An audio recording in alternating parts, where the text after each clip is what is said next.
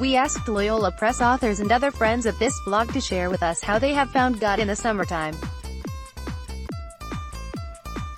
Enjoy their responses as we continue to celebrate 31 days with St. Ignatius. Flowers. This year, summer has been cooler where I live, and the blossoms have lasted longer than usual. Every time I turn a corner, I see abundant blossoming that I've never noticed before, a white spirea, the blooms cascading down the branches like a waterfall. I pass bushes laden with lilacs, and their fragrance overwhelms me. And the peonies, those giant, deep pink flowers overflowing a neighbor's small garden. The beauty of these creatures is transient, but they speak to me of God, the ever-abundant eternal. Mary Frances Cody, author of With Bound Hands, a Jesuit in Nazi Germany, The Life and Selected Prison Letters of Alfred Dell. Pilgrimage. This summer I co-led a pilgrimage to the Holy Land with dancer, storyteller Betsy Beckman, singer, storyteller Valimar Jansen, musicians Laura and David Ash, and my storyteller sister-in-law, Geraldine. We sang, danced, and acted, and embodied in prayer the biblical stories of faith in the sites where they happened. The scriptures have never come more alive or Ignatian contemplations been more vivid. Saint Iggy was smiling. Fr. J. Michael Sparrow, S.J., co-author of What's Your Decision?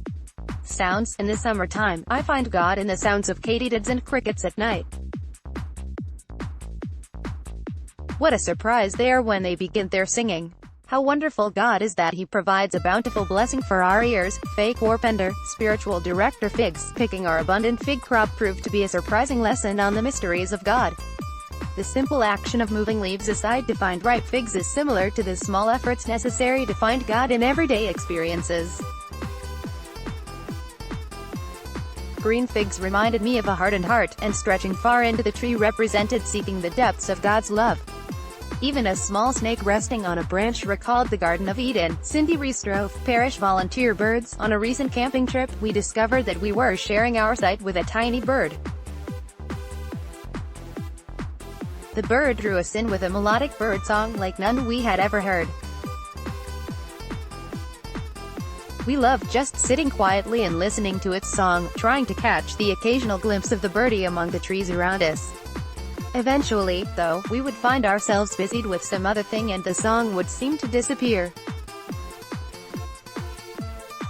We found, though, that the wee bird was always there with us, and when we took the time to be still and listen for it, we were rewarded unfailingly with its unique and beautiful song.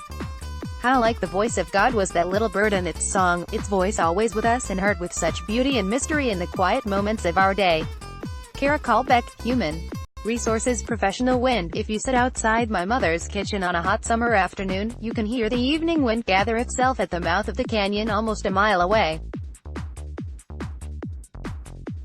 I catch the faint rustle of the oaks lining the dry creek bed, and then suddenly the cool air is upon me, a great gusting wind that blows away my lassitude along with the day's heat. Each time I think here is the Holy Spirit, a pleasant coolness that banishes the heat, a rushing wind, and an impossible-to-ignore push to stand up and get to the work that God has called me to do. Veni Sancte Spiritus. Michelle M. Francildane, professor of chemistry. Like when the rains of Hurricane Harvey finally stopped, I stepped outside to see the sun again. The previous days had been of emergency evacuations, fears of how bad the house had flooded, and sleepless uncertainty of what the future was going to look like. I stood in a wet church parking lot and saw the setting sun lighting up the Holy Spirit window of Christ the Redeemer Church, and a calm settled over me. In that overwhelming moment of grace, I knew that God would never let us out of His protective embrace. Kathleen Butler, blogger at Catechist's Journey Dreams. We sponsored dreams of a possible astrophysicist and cardiothoracic surgeon this summer by starting campus tours with my 2 teenage girls. Is there anything more striking than watching God dance in the electricity found between a dream and reality? As we continue to use the Examine to explore God's presence in this busyness this summer, we will take step after step towards our girls' discerned reality.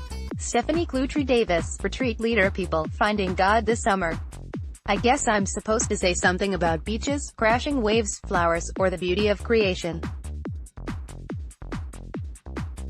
But truth be told, I've started joining the Sant'Egidio community one night a week for companionship with some who may be homeless or who otherwise wish to connect with a friendly community in a public space near Grand Central. I've met smart, capable, friendly, witty, thoughtful men and women who defy stigmatizing, condescending stereotypes we often have about those whose housing or income realities may be difficult. Living in New York City, I see loads of folks in similar situations, almost every day. This summer has reminded me once again that when I see these folks, I'm seeing God's face. Chris Loney, author of Heroic Leadership and Make Today Matter. Where have you found God in the summertime? Photo by Ray.